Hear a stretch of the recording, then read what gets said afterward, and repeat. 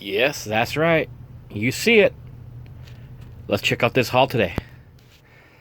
So I know in my last video, I said I have too much inventory. I'm not gonna source hardly anymore. Well, today I stopped at my local Goodwill to use the bathroom. Something caught my eye. A couple things caught my eye. What do you think they were? What do you think they were? What do you think caught my eye? Huh? Those? Do you know how much these sell for? Any idea? Let's talk about it. Alright, NCAA Football 2014 for Xbox 360. If you are not aware, this is the last NCAA football sports game made, because there was a lawsuit that some of the players sued the manufacturer EA Sports because their likenesses and stuff were being used in images in the game, but they weren't being compensated because they couldn't legally, because of their status as amateur athletes. That case is still pending, which is why we have not had one of this amazing game in many years, since 2014. That one sells for on eBay right now for about 120, 130 bucks. So if you are not aware, usually you pass up sports games, watch for this guy. Alright, now we have Mario Kart Double Dash. That one would be amazing. It has one problem.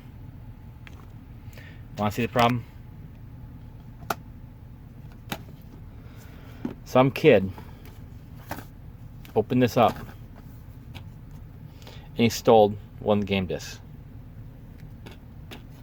I was hoping it was under there, but it's not. I looked all over. I even asked at your register if they're holding, what they consider the better game, the disc and back. They're not. Someone took it. This is a very expensive game, so even with just the case and only the bonus disc, missing the main disc, this is still going for about 30, maybe up to 40 bucks on eBay right now. So that's still a good buy for $4. Now, Dance Revolution for the Wii, Dance Revolution 2. This one here is also an amazing game to watch out for. I believe, I can't remember this one off the top of my head, but I believe it's around a $100 game. It's all there, it's all complete. It actually looks like it's never been used at all.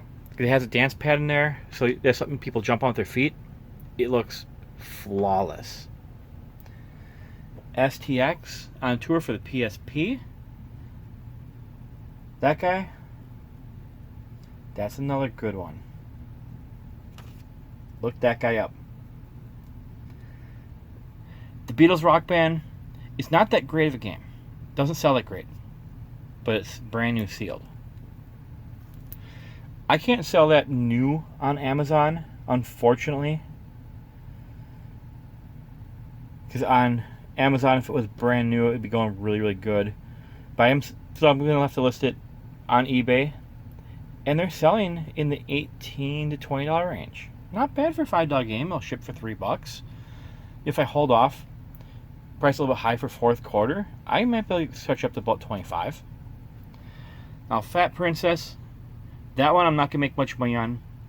I bought because I remember playing that one. I thought it was a lot of fun, so I'm gonna play it again. Then I'll sell it, and I'll probably make a buck or two. The Herbs, give profit about 30 bucks on that one. You can send that off to Amazon. You can get our money back really fast on that one. I got some other stuff. I got this Wii Zapper. Be about 35 when I send it to Amazon used. Profit about $21 on that one after all fees. And then we got some other non-game stuff. We got vintage Looney Tunes tie. Now they sell okay. They're really slow movers. I just like them. They look cool. Who wouldn't like that? It's a vintage one from, I believe it's here 92 or 93. I did pay $3 for it. I mean, I would probably gonna get 20 bucks. I'm gonna list it for probably about 20 to 25 bucks. I'll probably take the first 15-buck offer I get it out there, get it to someone who's gonna enjoy it. If I wore ties more, I would just keep the darn thing. I also got this Point Light beer tapper. Now Point is a local beer here in Wisconsin. They're up in Stevens Point, Wisconsin. Now, it being light is probably not going to be as desirable, but it's in just phenomenal condition. I mean, this thing looks like it's never been used, never been abused, and it was, what, $1.99? Yeah, I had to pick that up. If it was a regular Point, I'd probably list it in the $30 range, being Point Light. I'm probably going to list it for $25, and I'll take the first $20 offer I get. I also picked up these two VTech phones. I paid $8 each for them. Now, I could have sworn I put these back, and they're still going to be profit, but they're not as good as I was hoping on them. So we're probably thinking like $30 to $40 range on those guys. I did pay $8 a piece for them, but opening them up, they look like they've never been used, never been even opened. And they had the batteries in them still in plastic wrap. So I think we'll do okay on those. They're not as good moving as I want to. Then I also picked up this Midlands radio. These are pretty good. Gonna send that one in used to Amazon. It's gonna go for around probably about $30. So after fees, I'll probably be getting $22, $23 off of that one. Then the next thing I picked up here, this big guy in the back. Marx Brother. I set those guys down. These Marx Brother dollhouses. Now, the soles on these are all over the place. And this guy's condition, you can see, is not that great. But I couldn't let it sit there. The kids that go to this thrift store are just gonna, this thing is gonna be demolished if it was there for more than a day. They had it up high, but someone's gonna bring it down. Some kids are just gonna bend the crap out of it. So that one, like I said, the comps on these things are all over the place. If it was in really good condition, I would probably list it for about $80 to $100 in this size. However, in this condition, I'm probably going to list it for, I don't know, probably $50. And I'll take probably the first $35 or higher offer I get on it, just to get it to someone who will actually enjoy it. Like maybe looking at that thing thinking, holy crap, that's going to be a pain in the butt to ship.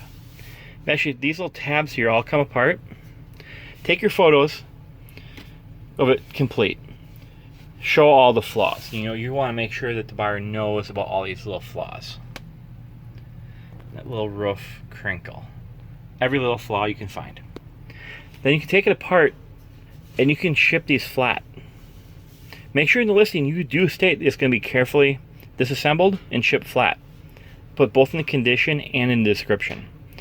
If the people are on mobile, they're never going to even see your description. They're only going to see the condition entry box, and you have to do that on computer as far as I'm aware. I do not think you can enter that on mobile,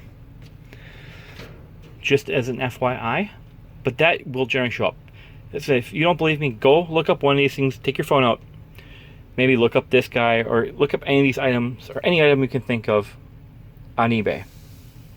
Click on it and see how much you have to scroll down until you finally get to the description.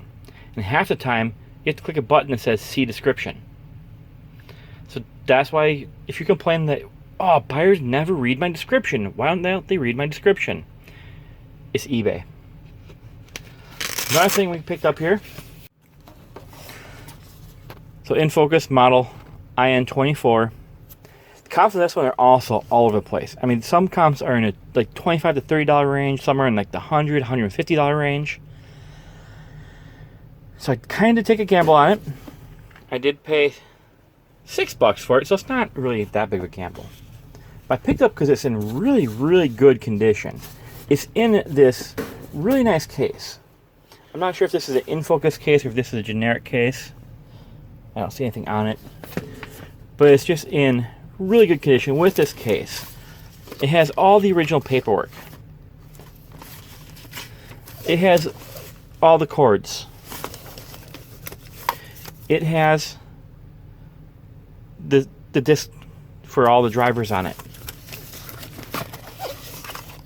It has the remote control.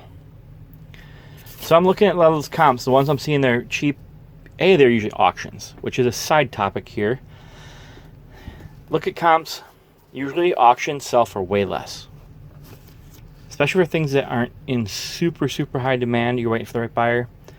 I'm going to list this $150. I'll take the first $100 offer I get. It's a little heavy, but I believe that I could probably get that either cubic or worst case scenario, I can get that medium flat rate. We'll have to see. I'll have to run the calculation on that one. Now, I bought something else. I have not even looked up how much the comps are on it. Let's move these games out of the way, games. Out of the way. I still can't believe I found this guy. It's like one of the holy grails. I've never found one before. I had one back in the day. I have no idea what happened to it. I probably gave it away or sold it. I bought this old gem.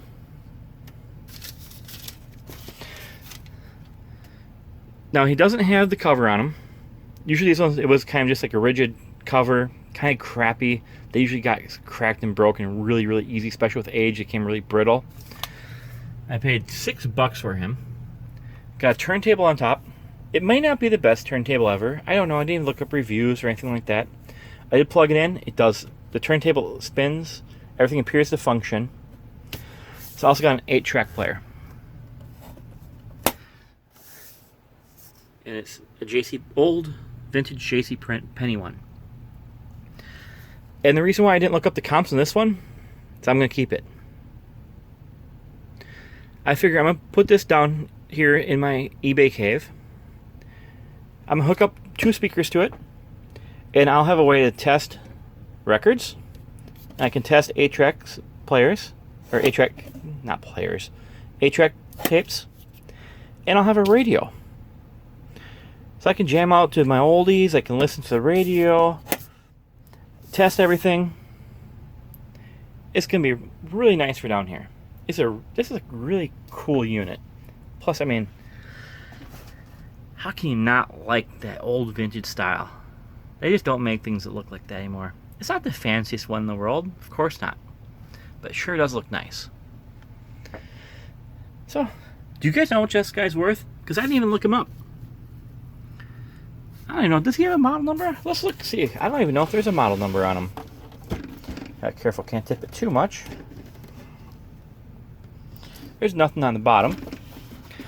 On the back, I did notice one little thing.